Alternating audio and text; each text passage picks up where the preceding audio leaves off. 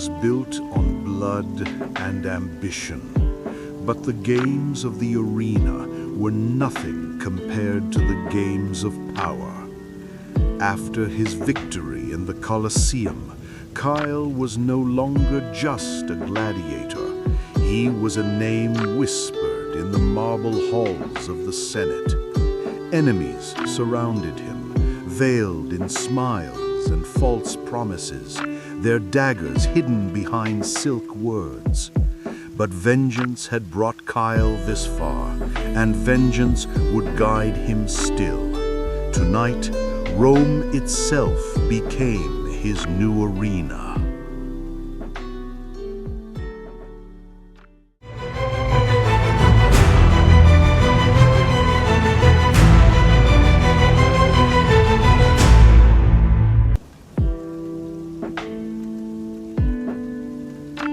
The great doors of the Curia creaked open, and Kael entered the Senate for the first time. Whispers followed him like shadows. Senators turned their heads, some with curiosity, others with contempt. To them, Kael was a brute, a beast from the sands. But to a few, he was something more, a weapon to be used. Senator Lucius Quintus, the man who had freed him, walked at his side. "Welcome to the true Colosseum," he murmured. "Here blood is spilled with words, not swords." Kael studied the chamber. Marble floors reflected torchlight, and the emperor's representatives loomed over the assembly. Every face was a mask, every word a lie. A senator arose. "Is Rome so desperate that it now admits gladiators to its halls?" he sneered. Laughter followed, sharp and cutting. Kael's jaw tightened, but Lucius raised a calming hand. "Patience, they test you." The session began, and Kael listened. Debates on grain, taxation, and war filled the chamber. But beneath the surface he felt it. The power plays, the shifting alliances, the venom hidden behind polite tones. This was not politics. This was another battlefield. By the end, Kael understood one thing.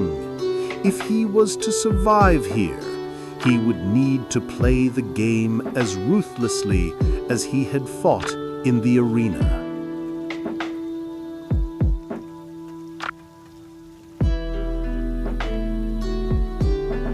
Night fell, but the Senate never truly slept.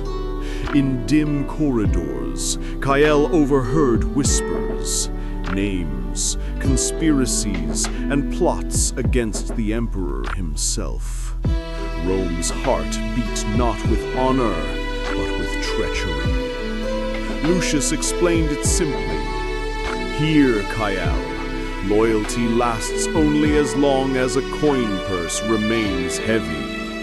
Every man in this hall serves Rome, yes, but each serves himself more." Kael began to see the patterns, who whispered to whom, who avoided whose eyes, who made promises too easily. It was the same as the arena. Read your opponent, anticipate the strike, survive. But in these halls, death came with poison and wine, or an assassin's knife in the night.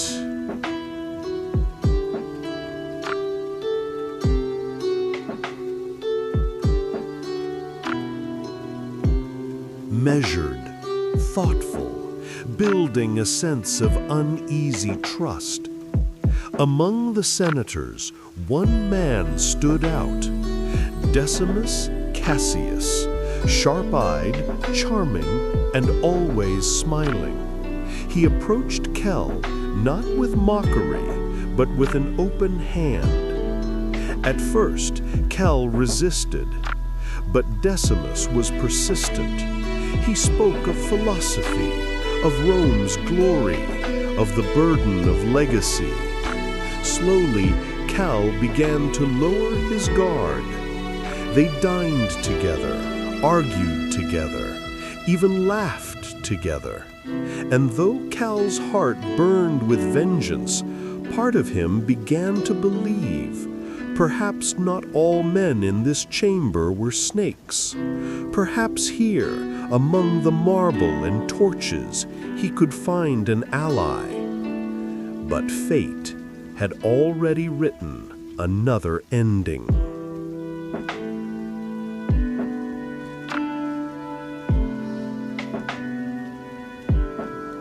One night, while drinking together, Decimus grew careless.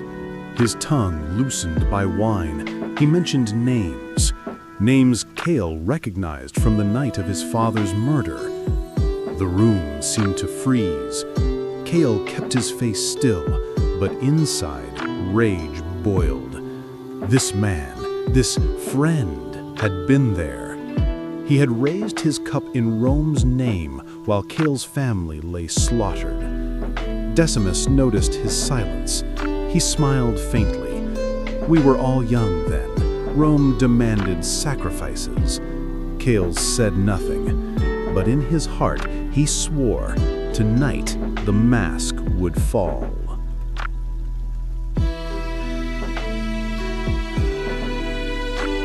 The night stretched long. They drank, they laughed, but beneath it all, Kael prepared himself. When Decimus leaned close to refill his cup, Kael acted. His hand moved fast, seizing his dagger. With one swift motion, the blade slid beneath Decimus's ribs. The senator gasped, choking, eyes wide with shock. "You?" Kael whispered, "For my father." Decimus slumped, blood staining his toga, but before death claimed him, his lips twisted into a bitter smile. "There is more you don't know," he rasped. His eyes flickered with some hidden truth, one final secret that would die with him. And then, silence.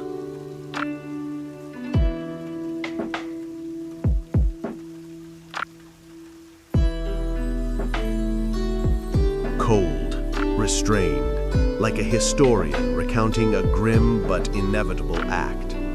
Kael wiped his blade clean. He had waited years for this moment, but the victory was hollow. The man who had mocked his pain, who had sat at the table of his father's murder, was gone. Yet his final words gnawed at Kael. "There is more you don't know." What did Decimus mean? Who else had been involved?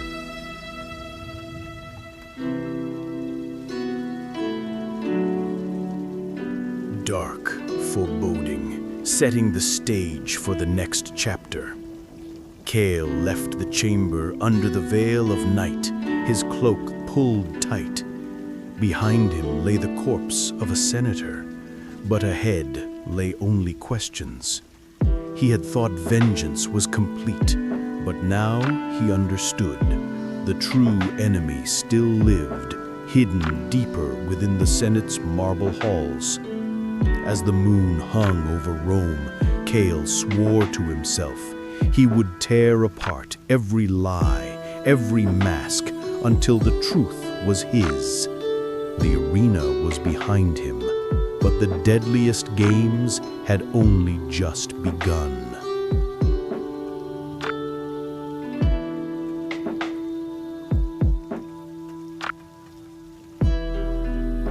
This was just the beginnings of our darkest games of the heart of Rome. Want to know what secret the senator hid before his death? Don't forget to subscribe to the channel, like and click the bell so you don't miss continuation of Kael's story.